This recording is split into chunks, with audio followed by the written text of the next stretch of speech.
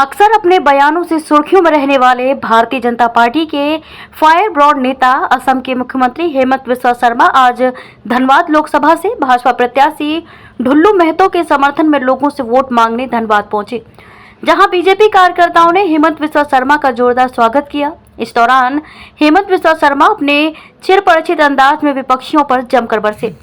उन्होंने कहा कि मोदी जी का नारा है अब की बार 400 पार। इस नारे को हमें इसलिए मूर्त रूप देना है ताकि ज्ञानवापी में फिर से भगवान शिव स्थापित हो सके।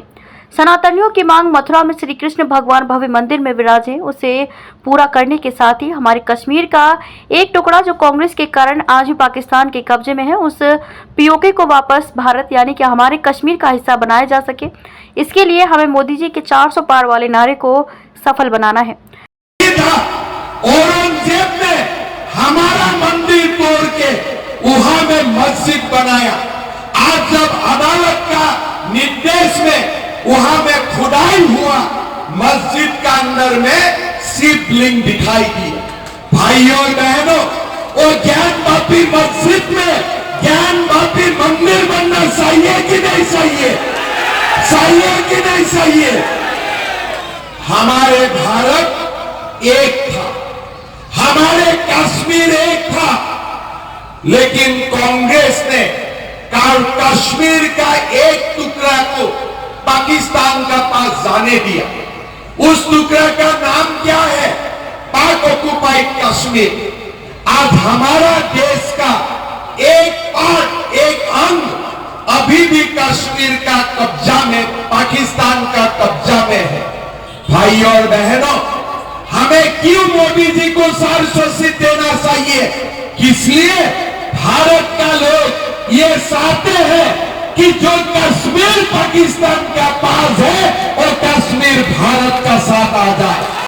वहीं उन्होंने कहा कि यदि इस बार 400 पार किनारे को आप लोगों ने सही साबित कर दिया तो झारखंड के जेएमएम और कांग्रेस के घरों में जितना भी काला धन छिपा कर रखा गया है उसे निकाल कर बाहर लाएंगे और उसे धन से यहाँ के गरीब लोगों को घर, मकान और सड़कें देंगे।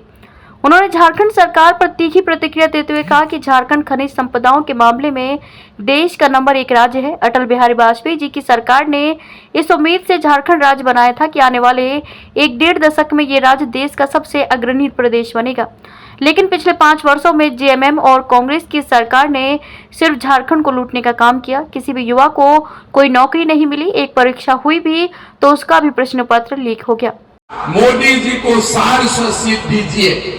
जेएमएम और कांग्रेस का घर में जितना इलीगल पैसा है ना, सबको हमें उठा के लाके झारखंड का गरीबों को घर बनाने में, मकान बनाने में हमें खर्चा करना चाहिए। भाइयों और बहनों, ये झारखंड संपत्ति का दृष्टिकोण से भारत का नंबर 1 प्रदेश है। अटल बिहारी वाजपेयी जी ने जब झारखंड बनाया था, उनका सपना था कि 10 साल, 15 साल में झारखंड भारत का नंबर 1 प्रदेश बनेगा।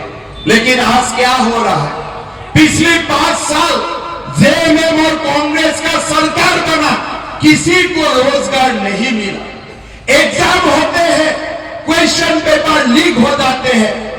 हमारे यूथ को, हमारे युवाओं को नौकरी नहीं मिलती।